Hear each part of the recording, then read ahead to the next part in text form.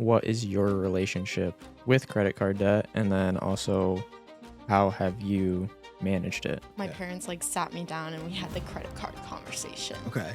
What is like the appropriate age to like be off your parents' payroll whenever you go into go say the by far the biggest weakness I see in people's financial plans.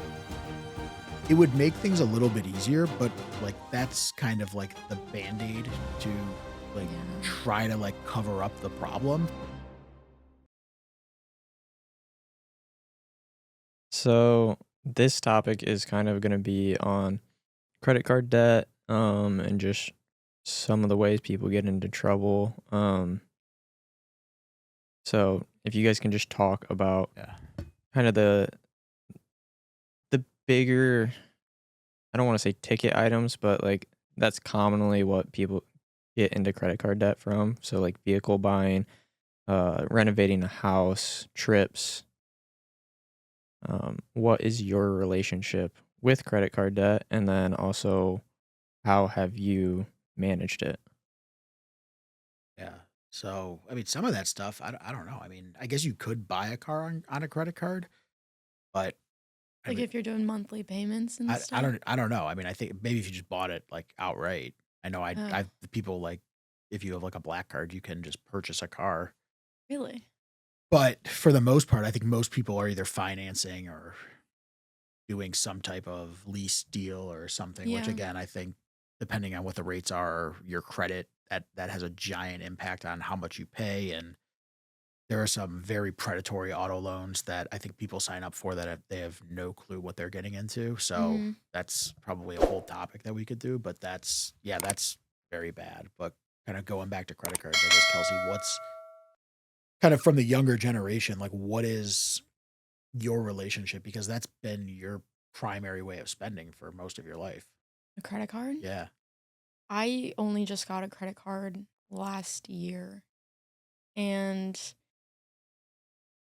I don't really use it that much. I mean, I use it for gas. Like when I first got it, my Yeah. parents like sat me down and we had the credit card conversation. Okay. So they were like, you are not going to be using this for just the random things that you want to buy. Like, this is not for your iced coffees in the morning. This is not for you to get your nails done. This is for gas and groceries. Okay. And I was like, okay, like that makes sense. But like anything else is strictly you need to pay with your own money for it. Like, Okay. all right. So now, like, when I get paid from working, I buy like the little things that I want, Sure.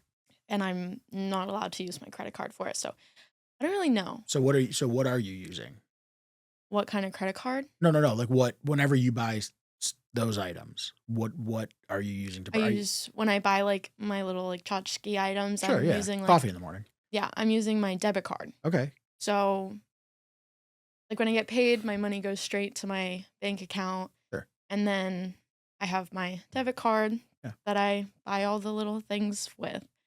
Because my mom tells me that that's my actual money. And I Right. say, yeah, No, it is. that And makes that's a sense. really, really good lesson that I wish far more people got. Yeah. Because yes, you should only spend money that you have. Yeah. And we clearly live in a world where that is just not the case. Yeah. Troy and I were kind of running through some numbers a little bit ago, and I think it's just kind of starting this off. The average household has what, about $10,000 in credit card debt? Ballpark? Yeah, it's about $10,000. Just for the average household, the Yeah. average person. It's like six Um, grand, right? it's yeah, 6,500 to Yeah. 6,700. So What? yeah, average household in the US makes about $80,000. I think it was like 80 to 85, just so we like get our Mm-hmm. numbers right. It was 83 7. Yeah. So between 80, 85,000, 83.7 is average household income in the US. Yeah. So being ultra conservative, saying that a credit card interest rate is 20%, where we were doing some research and I mean anywhere from 20 to 30 to crazy numbers of interest charged. But if somebody's got $10,000 of credit card debt, that's the average house, they're paying $2,000 of interest. Mm. That's over 2% of their after tax actually, it's over 2% of their gross income that they're paying with Yeah. after tax dollars. Yikes. And we know that they're only saving about 3 or $5,000 per year. Yeah. So if they're paying as much in credit card interest as is going into their savings, I mean, they're no wonder people are behind. Yeah. They're living in a deficit spending environment, and the interest is chewing away at what they could be saving, and that's just credit cards. So Mhm. $22,000 a year in credit cards. Then you talk about a vehicle, you've got interest in that. Then you talk about your mortgage, you're paying interest on that. Yeah. It's it is something that I don't think people fully understand, and I guess by saying fully understand, like, don't understand at all, Mhm. how interest could be a huge erosion on their ability to save.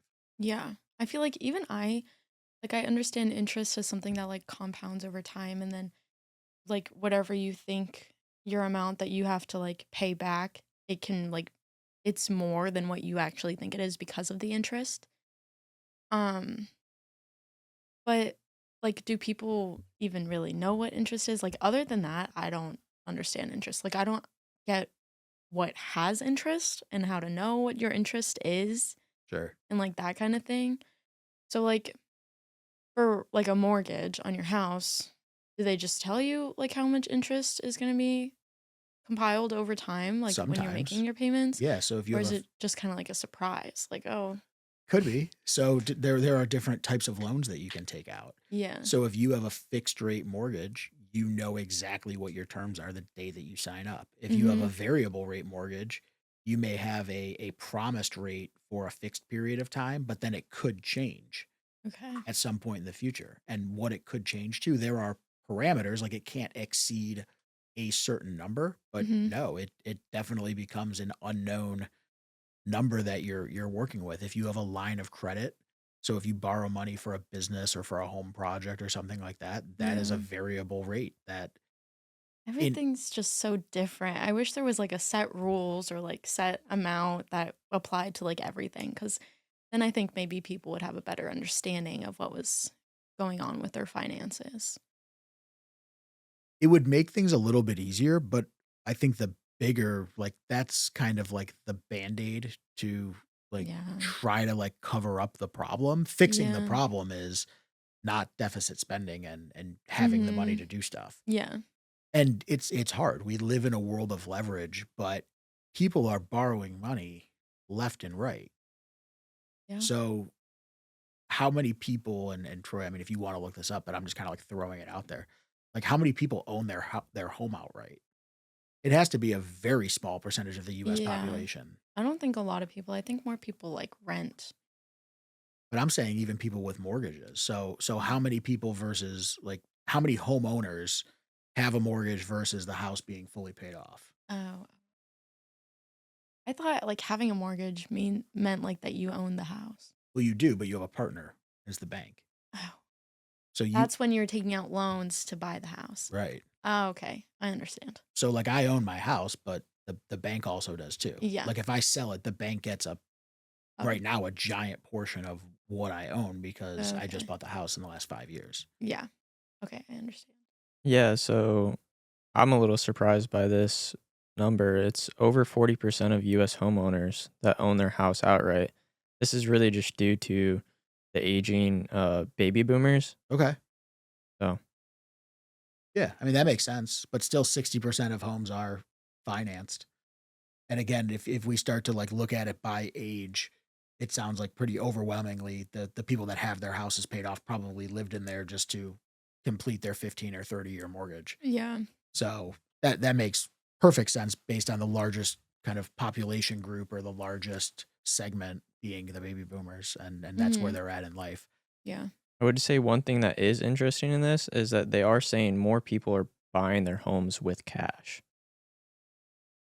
That's really interesting. So I wonder if that is like a bank stat or if that is like a real stat. So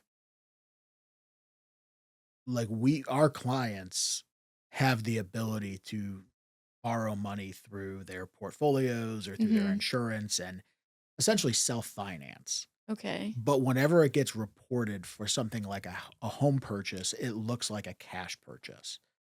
So they take a loan from their brokerage firm or from Mhm. something that isn't a traditional mortgage Yeah. company, and we then, or the company that they're borrowing from, gives them the check, Mhm. and it looks like a cash purchase for a house. And with the way interest rates have been recently, we are doing far more of those deals. So I think that that number is probably, I don't want to say like manipulated, but like that's probably a skewed number of people using their assets as collateral for a purchase versus somebody buying it outright. Yeah, so what I did find was that, um, it's not a bank stat. It does, require bank involvement to verify that you can transfer the funds, basically a proof of funds from a real bank, such as a bank statement or a letter from your financial institution to show you have the money for the purchase. Oh, well, that's even more interesting because if they're doing it that way, so if you have the net worth to back the ability to pay for your house, but you chose to take out a loan, they're kind of counting that as being paid off. Is what that stat sounds like. That's how I'm interpreting it. So, I mean, that takes a lot of our clients. I mean, a lot of our clients still live in somewhat modest homes, so Mhm. their net worth is far exceeds whatever their remaining balance is. So that would make sense too. But yeah, overall, I mean, still more than half the homes in America, regardless of kind of what you look at, are borrowed against. So that's a huge Yeah. amount of interest.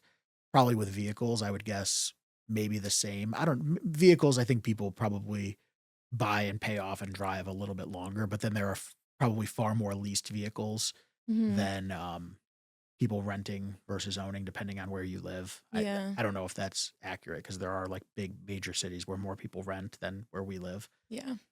But all of that stuff is just money that's going out in the form of cash flow, and I think people look at it as dollars in, dollars out versus like dollar erosion. And especially whenever we kind of go back to credit cards, it's so easy to buy stuff. Yeah. So you buy and then you get this statement and it says, okay, you have to pay $50 minimum payment or $100 minimum payment and your balance is $5,000. Well, your minimum payment's not even covering all your interest. Yeah. Yeah. Do a lot of your friends, I mean, I know you're wrapping up school. Do a lot of your friends kind of live off credit cards and their student loans to get through right now? Um, Not that I know of. Most of my friends kind of have like they're in the same situation as me. Like they do have credit cards, but like a lot of their parents are involved Okay. with the credit card. So they have like their parents also told them like strict rules for the credit card, so they're not necessarily paying it off themselves. Yeah. But then a lot of my friends have jobs. So then they do the same thing I Sure. do with like their debit cards and just kind of buy what they have the money to buy. Yeah. Yeah. This is gonna be probably like a touchy subject, but I wanna put it out to both of you. What is like the appropriate age to like be off your parents' payroll? Never. Never. I don't know. I mean, I think I that don't know. more and more people in situations where the parents have the ability to help are Mhm. helping, Yeah. especially through school. I mean, I went to school and my dad helped fund my tuition and, Yeah. like, paid for my housing and gave me a little bit of spending money and absolutely, like, Yeah. had I not done that, I would have been far behind where I was coming out of school. So, I don't know if that's, like, the logical point of doing it. Obviously, some people don't have the means to even help their kids, like, through Right. college, but there are so many people even after college, like, people that are working in careers and they're like, "Oh, I'm on my parents' like, I still have my parents' credit card, or I still have a car that they pay for, or I'm on their Mhm. insurance." Like, the insurance thing is a big thing, like health insurance up Yeah. to age, like, 26. But from kind of the credit card, just because you brought it up, like, what is the appropriate age of kind of going out on your own? So for like me, I was told that as soon as I graduate college, as soon as I get my own job and I'm able to support myself, like I'm making money, then that's Okay. when my parents told me they were done. Okay, so those could be 2 very different I things. know. So I think it's important for people listening to differentiate. So on your own making money is a thing that I think a lot of people in the US do. Mhm. Supporting themselves to me is now like being above water. So you're making money, you're spending what you need to spend, and you're saving what you need to save. Yeah.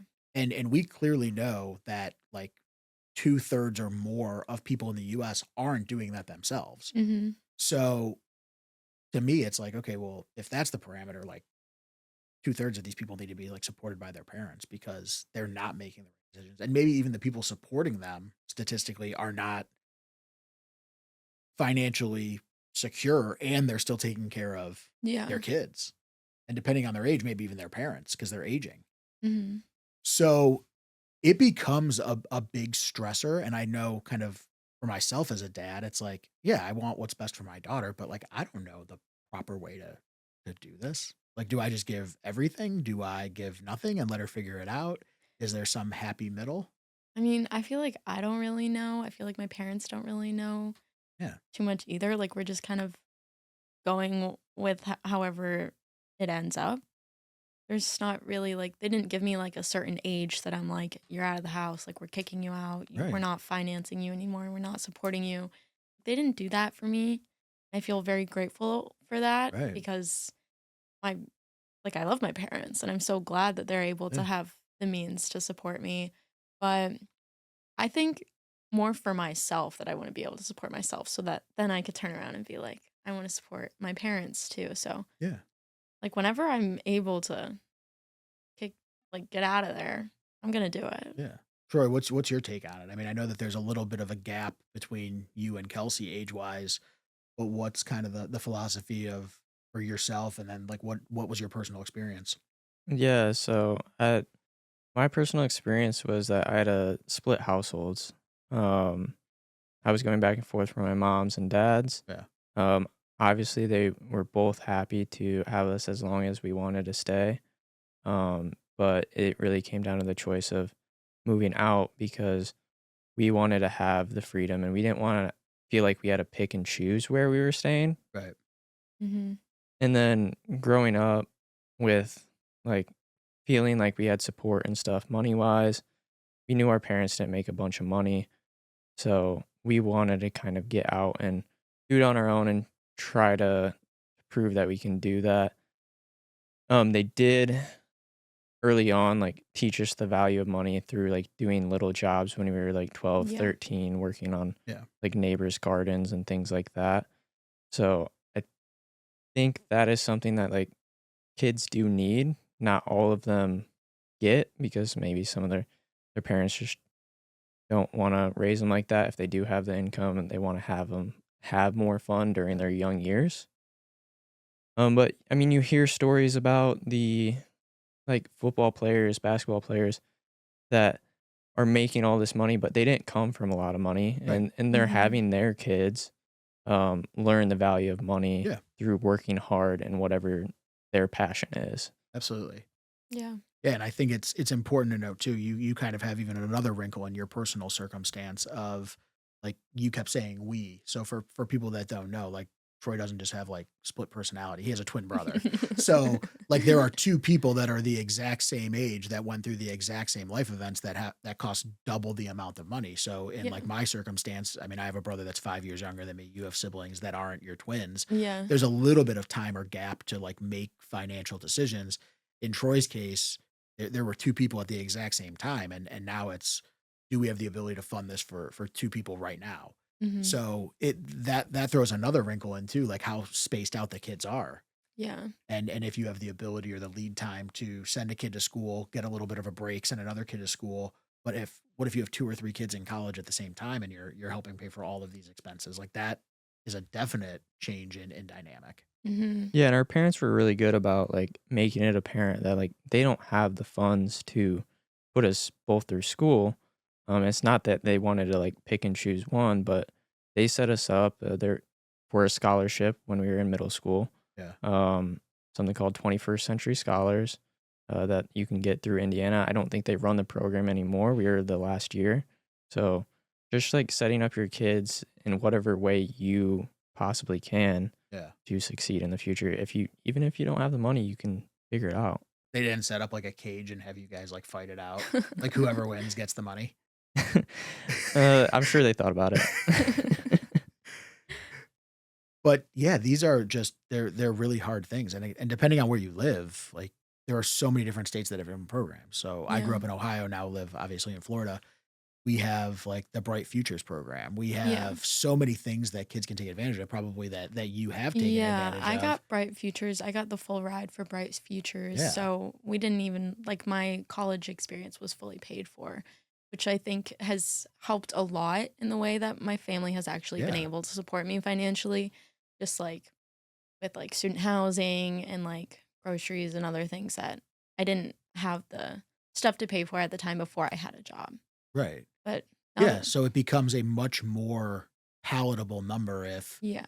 the vast majority of it being the cost of education is free because of your performance. And Hmm. now, okay, sure, we definitely have the money to help with housing and maybe give you a little bit of money for on like credit card and spending because Yeah. you earned, I don't know, $100,000 worth of education. Yeah. So yeah, I think that there's like a lot of things where there's no right or wrong answer, but like I love things being merit based. Obviously, like I work for and partner in a company that everything that we do is merit based. Hmm. So I think that my child will be raised like that. And like, yeah, you have to earn it, but if you earn it, you should be able to have these things. And if Yeah. I plan to help you with school and you get a scholarship, like that money can be allocated towards a house or a wedding or whatever it is that Yeah. you would have gotten. So that part I think is good. I just think with the credit card stuff, there are so many people, and even like not that we want to go deep into student loans, but it's kind of like a trap. And that's probably like not good to say, but I think kids are really put in a situation where whether you have money or don't have money, if you don't get the scholarship, do you want to go to college or not go to college? Yeah. Like that's in my mind, like the kid is not in an emotional place to like say that they're not going to go to college unless they're actually Hmm. like fully mature or just like really don't want to go to school. Yeah. Most people just want to continue. Like my friends are going to college, I want to go to college. So you're now putting a kid like potentially in a place of like duress to say, I'm going to sign a piece of paper because there's like only a couple ways to get a student loan. Yeah. I have no clue how a loan works, and I'm going to be indebted to this company or this organization for a long period of time to get my education. Yeah. And I have no clue how money works, but I know I want to go to school and my parents can't pay for it, and now I have to sign this form to Hmm. go, and they can really come up with whatever terms that they want for me at whatever time. And then Yeah. we've been in an environment with COVID and with all of these things that have gone on where they're like, okay, you don't owe money. Now you do owe money. And you can pause your money for a little bit and interest accumulates or interest doesn't accumulate or you're fine for a little bit or maybe we're going to forgive it. Hmm. There are so many rules that you're now throwing a 20 something year old or even like some of my peers that are in their 30s that went to professional like education, doctors, attorneys, they're like, "We have no idea how this stuff works, and Hmm. we owe more than we owe on our house to this organization, and, like, we don't even know where to begin to understand this because Yeah. now we're an attorney, and we have to worry about making money rather than, like, understanding all the rules of paying this loan off." Yeah. No, it's really confusing because I also have taken out loans. So, and I don't understand them. Like, I don't know the first thing that's to do about them. Like, all I know is that I was receiving money and now all of a sudden I'm getting all these emails that's like, you have 6 months to start paying this off. Right, It's like, well, what does that mean? right, right, and then they give you options. They're like, "You could pay Yeah. this much or you could pay this much." You're now picking, again, being, like, somewhat of an uneducated consumer, and they're giving you a menu of things to pick, and it's like, "Well, how do I know what to pick?" Nobody teaches you about student loans or loans in general, really. It's confusing. Yeah. There's not a lot of help around it, and sadly, it's because there's not a lot of money to be made. So, if you think about if somebody has a business or if somebody is trying to make a for-profit company, they're talking to people that are already in debt. So, it's like you have no money, you had to borrow money. Yeah. I'm gonna charge you money to tell you how to get out of debt. Mhm. And maybe that is like a niche, and I know like internally, like I joke, we have a group here that does help a lot with that for medical professionals, and they do a really, really good job of educating and teaching their doctor clients about how to be very intentional about paying down debt. But as a segment, like as a big marketplace segment, like people would rather cater to or market to rich people rather than people that are right out of school making a low income and have a lot of debt. Yeah. So it's a very underserved market, and it's a very undereducated market because just one, people don't want to coach to it, but then two, it's just it's difficult. It's hard to understand, and the rules change on a regular basis. Yeah. So we try to work with people as much as we can and just give them options and run scenarios and use basic calculators to show them how paying down their loans affects them and what they can do. Mhm. But every single person is different. Yeah. And there are federal loans and there are private loans, and then some of them are potentially getting waived depending on where you work. I mean, there's so many things that go into it, but it is a daunting thing to take on by yourself, especially when you come out of school and you're like, okay, well, I just graduated. I've got a job. I'm making 50 or $60,000 a year. That's great. My parents are proud of me, but I've got $7,000 in credit card debt, which is kind of like that average number. And I've got 20 or $30,000 of student loans. Troy, I don't know. Give me the average of student loans numbers whenever you get a chance. But I'm really curious to hear what that is, because before you even walk into your job, we know that there's most likely some amount of credit card debt, and then Yeah. some amount of, I'm guessing, in the tens of thousands of dollars of student loan debt. Well, it's like when you're in college, you're not even really thinking about the student loan debts No. that you have at all. And then you get out of college and you find a job and you're now working at a job and you're making a decent salary, but it's like now you keep getting all these payments and then where did all your money go? It just all of a sudden becomes so confusing like what is going on? Right. Nobody tells you either. Yeah, exactly. So the average student loan debt is approximately 30,000 for a bachelor's degree. Yeah. Um, this is figured through significantly depending on the institute. That's where it kind of varies, and Yeah. then the level of education, and then also graduates from private nonprofit institutions tend to have higher average debt than those from public colleges, while those with graduate degrees have significantly higher averages, sometimes exceeding Oh yeah. $100,000. Absolutely. Yeah. And my friends that are doctors and lawyers and any type of professional degree easily coming out with $100,000 plus in loans. Now they have the ability in a lot of cases to earn it back quick, but it's lifestyle choices. And I know kind of coming into where we're at in this time of year, as I'm wearing my like Christmas outfit for one of our first kind of like holiday episodes, is like buying big ticket items and like Yeah. buying a car. Like there are a ton of people that are going to be purchasing a car in the next couple weeks, and I mean my household was one of them. Like we had a car that came up on lease, and got a new SUV. And in December, I think the numbers like are even more staggering for auto purchases, because obviously the dealers have incentives, the salespeople are trying to hit their numbers, Yeah. and it's just these are giant big ticket items after the holiday, and again, it's you get presented with this like perceived deal, Yeah, they do a but lot of promotions around this time. what are you getting? And again, does it make sense mathematically for your household to buy that new car? Or Yeah. are you better off getting a used car? Or should you buy? Should you lease? I mean, these are all things that are decisions that, again, I think people go into like, what type of car am I going to buy? Mhm. And I guess like when I say buy, like what kind of car is going to be parked in my driveway? And they spend far less time on, am I going to pay cash? Am I going to finance it? Am I going to lease it? Am I going to do a payment of this number of months versus this number of months? Am I going to get the loan from the dealership itself versus the deal from a separate credit union? Yeah. All of those things like take far less time, and all of those things are taken into far less time than what color, what interior, Yeah. what what make, what model. Not enough people do like the correct kind of research Right. when they're looking to buy a car. Like they're just looking for like the materialistic things, Yeah. like the physical aspects of the car rather than like how are they going to afford it.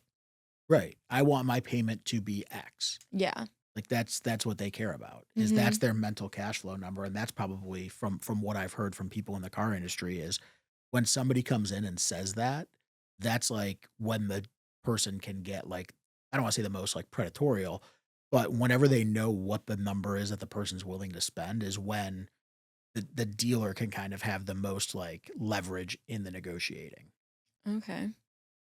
So I don't know why that is. I don't know if that's like a credit thing. I don't know if that's just like a there's more margin in what it is, and somebody comes in and they have done some small amount of research, but that's kind of from everybody that I know in the car industry, whenever they've told me that somebody comes in with this is my monthly number, that's like a huge like their ears perk up and that's like a really good whether it's a buying sign or something that they can get a better deal for.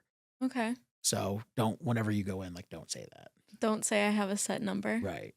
Okay. I don't know what you're supposed to say, but Well, how are they gonna know if you're like in a budget or something?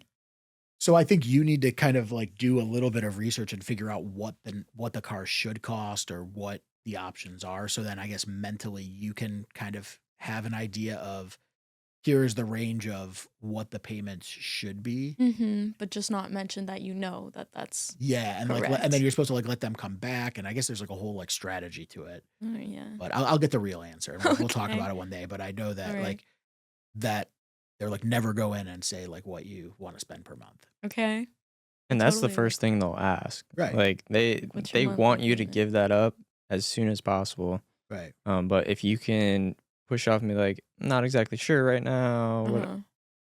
just push it off and wait till you hear the numbers from them, and then That's you can totally always come something I would back and say. Yeah, because I think it's then just like, okay, can they play with the interest rate, like the purchase price of the car versus whatever it is? Are there Oh. incentives? I mean, I'm sure there's like just a lot of like math or whatever calculations go on to get you to your monthly number, but probably make their top line number a little bit higher Yeah. or advantageous. I'll get the real answer and Ugh, we'll kind I'm of like, interested to know about I that. know, I'll find out soon. Okay. that'll have to be on another episode. Yeah. Yeah. I do want to go into how to pay off debt. So let's put you in like this fake scenario Sure. of you have these student loans, $30,000 Okay. at it's like 5%. Okay. And then you have this credit card at $10,000 at 30%. Okay. Whoa, what are you paying off first? Yeah. What do you do? Yeah. So you're probably required to pay on both of them some amount of money. Mm-hmm. So I'm a big proponent of tackling the higher interest debt first. And then obviously in this scenario, our higher interest debt also has a smaller balance. So we can kind of eliminate the smaller balance, higher interest first. So that's where I would throw any excess funds. Mm. And then I would look at the student loan as part B. But I guess in tandem with paying off the credit card debt, what I would want to do is also start to build some amount of savings because what I don't want to happen is the credit card gets paid off. I'm paying off the student loan. I have some type of emergency come up. And again, an emergency could be like, I need to replace my tires, or I need Yeah. like my hot water tank blew, or I need to fix my air conditioner, or whatever million things could happen in our lives. Mm-hmm. And now I have a $2,000 or $3,000 charge on my credit card. So now I'm like right back into Yeah. You're starting over. I am. I'm living on this hamster wheel of I paid off my debt. I have no money, but now I need to go back into debt because I had this thing come up. Yeah. So paying off the credit card, number one A, or like simultaneously building up some amount of cash reserve, and then the tackling the student loans, and probably even more putting money in savings versus paying down the debt because we need to like rapidly get some amount of reserve and we could always use that to pay down the debt. Like I would rather have the money I control available to me instead of giving it to XYZ credit card company and not get being able to get it back. So I think liquidity is the most valuable thing that people could have and having money in their control is like the by far the biggest weakness I see in people's financial plans. Okay. So Yeah, what is? No, that's okay. So, So I also want to piggyback kind of off of that. We'll assume this person, obviously their credit score might have went down due to late payments or missing payments. Okay. Um, how does somebody go about like improving their credit score after they've settled all this debt? So there are companies that we have referred people to that have helped. I don't know the full answer, to be completely honest. I know that there is like a credit repair guide or a credit repair like system, but from what we help people do, it's pay off the debt to the extent that you can, mm-hmm. and then start to build up the reserve funds, and then from there they probably need to go talk to some type of professional or do research to figure out, is there a way to kind of like expedite the repair of the credit score, or how does that work? And I'm sure that there are tricks or things that can be done to do it. I just don't know what it is. I mean, other than like getting out of debt or having a plan to pay down your debt, that will organically do it. But is there a faster way? Yeah. Yes, and I don't know exactly what it is. Yeah, for sure. Is it like canceling cards? Is it opening new ones that are at a lower percentage? Yeah, Yeah, I think that there are people that could probably much better advise on that. I just I like, if a client is out of debt, everything will work itself out. If Yeah. a client has savings and doesn't go back into debt, it works itself out. The better your credit is, the lower the rates are when you take out new debt. So that kind of becomes like a self-fulfilling prophecy. The next time you do buy a house or the next time you do buy a car, those are all things that kind of make your situation better in the future. But yes, credit repair, if you do get to the point where things are really bad, probably somebody that you need to consult in that space. I don't know enough about it.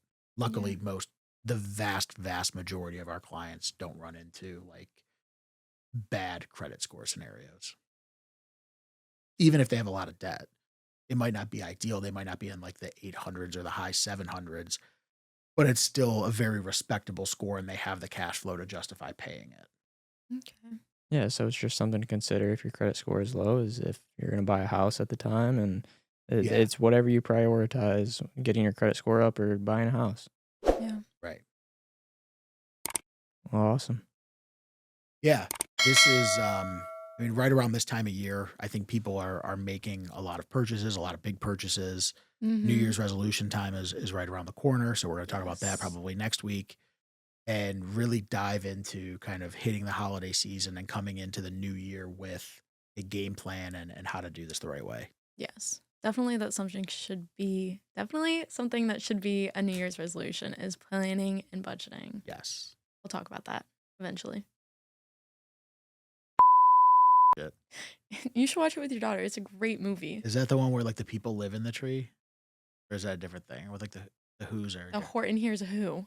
That's the one where they live in the tree. okay. Oh, that's on a different. speck of like a small speck. Yeah.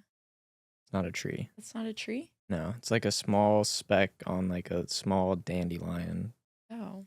type deal or something like that. They don't live in the trees in the Lorax, though. They just save the trees. I'll have to watch the Lorax. I'm out of touch with my Dr. Seuss. Yeah. You should watch it. Tate There was one McRae, that came out like Dr. Seuss. Yes. The list for this weekend. there was like a new Lorax that came out like 10 years ago. I guess it's not so new anymore, but I know, I gotta get on Oh, it. Taylor Swift's in it, too. She's a voice actor in the Lorax. I gotta get on it. It's a good movie. I'm so out of touch. You really are. I You am. need to get with the times, oh, I'm very out of touch. guys. We're in the 21st century. Yeah, I'm I'm almost twice 27. as old as you. Okay, doesn't excuse you're not having watched the Lorax. I don't have time to like Watch Stay an up. hour-and-a-half movie. You know how Not- like valuable an hour and a half of my life is right now? Watch it with your daughter. I will. Yeah. She would love it I because they will. sing and stuff in it too. She would like it. I'll watch it with her. yeah, It's then it good. becomes an experience for you too. I know. Yeah, Then it's valuable. What's it probably. on? I don't know what it's on. Probably Disney Plus. Yeah, it would Mhm. probably be on Disney All right. Plus. I gotta check it out. Great movie. All right. One for the ages. Well, Lorax just got a free promo. Yeah. No free ads. Um, So did Disney Plus. They don't need it. Registered representative and financial advisor, Park Avenue Securities, LLC, PAS, OSJ 14021, Metropolis Ave, Fort Myers, Florida 33912 239 561 2900. Securities products and advisory services offered through PAS, member FINRA, SIPC. Financial representative of the Guardian Life Insurance Company of America, New York, NY. PAS is a wholly owned subsidiary of Guardian. Alliance Financial Group is not an affiliate or subsidiary of PAS or Guardian. CA Insurance License Number 0M21715. AR Insurance License Number 158383330. 8637298.1 expires 1227.